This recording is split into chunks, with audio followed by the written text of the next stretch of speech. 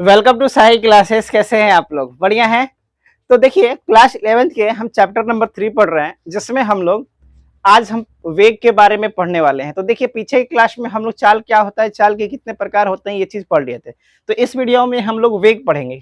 वेग क्या होता है? वेग, ठीक है। तो देखिए, वेग क्या होता है कि वस्तु के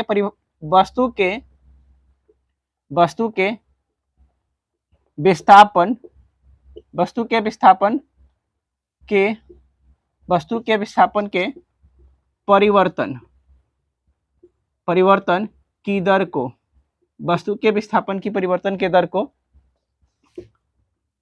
वेग कहते हैं। वेग कहते हैं।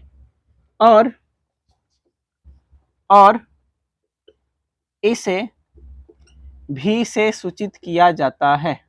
और इसे भी से सूचित किया जाता है।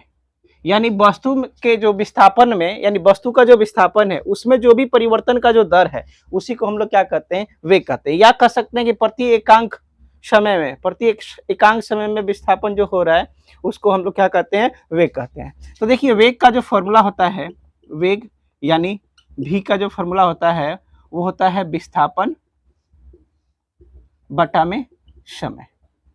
विस्थापन बटा में समय। अगर विस्थापन को हम लोग x मान लेते हैं और समय को क्या मान लेते हैं? t मान लेते हैं। ठीक है। तो v इजिकल टू में क्या हो जाएगा? x बटा में t हो जाएगा। ठीक है। अच्छा, एक चीज और याद रखिएगा, जो वेग होता है, वेग सदिश राशि है। क्या है? सदिश राशि है। क्यों है? क्योंकि देखिए, वेग जो है विस्थापन पे क्या कर रहा है? विस्थापन से रिलेट हो रहा है। और हमें पता है कि विस्थापन के पास क्या होते हैं? दिशा होती है। परिमाण के साथ साथ क्या होते हैं? दिशा भी होता है विस्थापन के पास। तो वेग देखिए रिलेट किससे हो रहा है? विस्थापन से हो रहा है। इसलिए वेग भी क्या हो जाएगा? आपका एक सदिश राशि हो जाएगा। वहीं एक और बात जानते हैं हम लोग कि जो विस्थापन की दिशा होगी, जो विस्थापन की दिशा होगी, वही वेग की दिशा होगी। यानी कहने का मतलब, जो विस्थापन का दिशा है, ठीक है, वही वेग का भी क्या हो जाएगा? दिशा हो जाएगा। अच्छा, और अगर हम लोग इसके मात्रक के बारे में बात करते हैं, वेग के मात्रक के बारे में, तो हमें पता है कि v इजिकल टू में क्या होता है? x बटा में t। तो x मतलब क्या है? विस्थापन। तो विस्थापन को हम लोग किससे करते हैं? मीटर में। और समय को हमें पता है कि सेकंड से करते हैं। तो v इजिकल टू में क्या आ जाएगा? मीटर प्रति में सेकंड आ जाएगा। ठीक है। वहीं अगर हम लोग बात करते हैं इसकी विमा के बारे में, तो हमें क्या पता है कि v इजिकल टू में क्या होता है? x बटा में t होता है। और x मतलब होता है दूरी, और t मतलब होता है आपका समय। तो x यानी दूरी का क्या होता है? बीमा L होता है। और समय का क्या होता है? बीमा S होता है। तो इसका बीमा क्या हो जाएगा? LT माइनस का 1। तो ये हो गया आपका वेग का बीमा, हो गया LT माइनस 1। वेग का मात्रक हो गया मीटर प्रति सेकंड। वेग क्या है? आपका एक सदिश राशि है। और वेग का जो दिशा होता है, वो किसके दिशा के जैसा होता है? अगर विस्थापन मान लीजिए इस दिशा में हो रहा है, तो वेग भी इसी दिशा में होगा। ठीक है।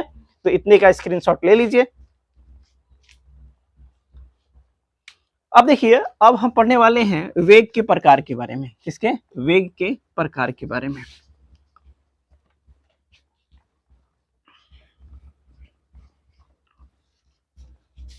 तो देखिए, वेग जो होता है वह 4 प्रकार का होता है। वेग जो होता है वह कितने प्रकार का होता है? 4 प्रकार का होता है। ठीक है। पहला होता है एक समान वेग। एक समान वेग। ठीक है। दूसरा होता है असमान वेग। और तीसरा होता है आपका औसत वेग। और चौथा जो होता है तात्क्षणिक वेग। यानी जो वेग होता है वो कितने प्रकार का होता है? 4 प्रकार का होता है। एक समान वेग, असमान वेग, औसत वेग और तात्क्षणिक वेग। ठीक है।